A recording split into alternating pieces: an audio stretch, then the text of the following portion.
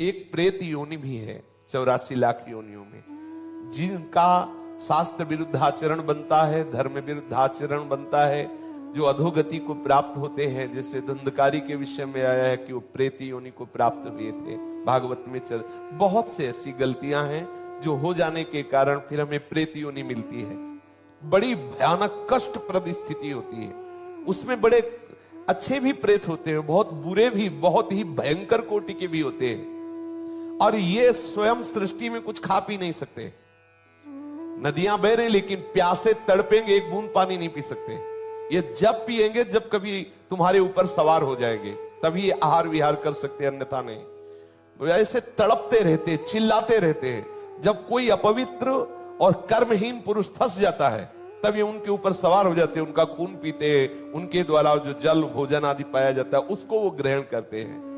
जो भगवान नाम जप करता है उसको स्पर्श भी नहीं कर सकते, बात भी उससे नहीं कर सकते। विश्वास करना, जो भगवान नाम जप करते रहते हैं, ये प्रेत योनि की ताकत नहीं कि उसका स्पर्श कर सके।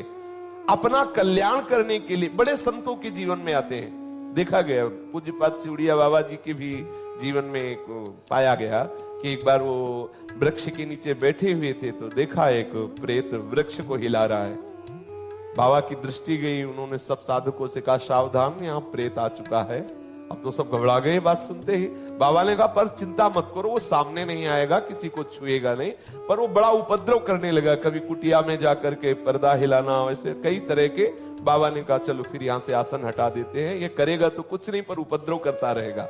और तो ऐसा कई संतों के जीवन में ऐसी घटनाएं आती हैं, पर वो आपको डिस्टर्ब करने की चेष्टा करेंगे, आपको छू नहीं सकते। देखो ये सूक्ष्मता की बात, जिससे कोई खड़ा है, ए कौन हो, सुनो हमसे बात करो, अब वो बात करेगा। अगर आप ऐसा ना बोले तो इसीलिए बोलने की जरूरत क्या है। जैसे आप गंगा किनारे भ्रमण कर रहे हैं या कहीं कोई ऐसा दृश्य दिखाई देता, नेत्र नीचे कीजिए, चले जाइए। आपको अगर शंका है कोई खड़ा है क्या, क्यों शंका करो, चलो चुपचाप आगे बढ़ो। ए कौन है, सुनो बात करो हमसे, तो फिर बात कर लेगा तुमसे। जैसे उनकी वृत्ति मलिन होती है, तो जब तक आप अपवित्र नहीं हो, जैसे जूठे मुंह है, ऐसे ही सब अपवित्र हैं, गंदे आचरणों का चिंतन कर रहे हैं, उनको प्रवेश होने की गुंजाइश है। कोई न कोई ऐसी घटना करेंगे जिससे आप उनसे आकर्षित हो, वस्त्र के द्वारा या किसी आसन के द्वारा।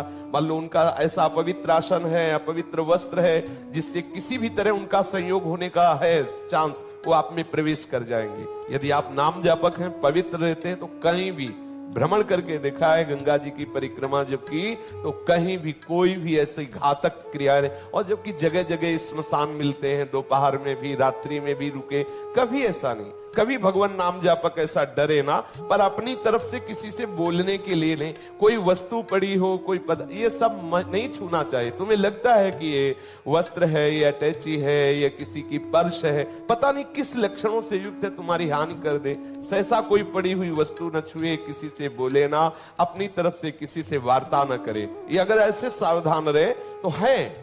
प्रकृति में है 84 लाख योनियों में एक योनि, पर कभी ऐसे सहसा किसी को वो आक्रमण करके नष्ट नहीं करते। कोई घबराए नहीं, ऐसा तुमसे बढ़कर वो नहीं है। सबसे बड़े प्रेत तुम हो। यदि आप अपने में रहो तो लाखों प्रेत आपके अधीन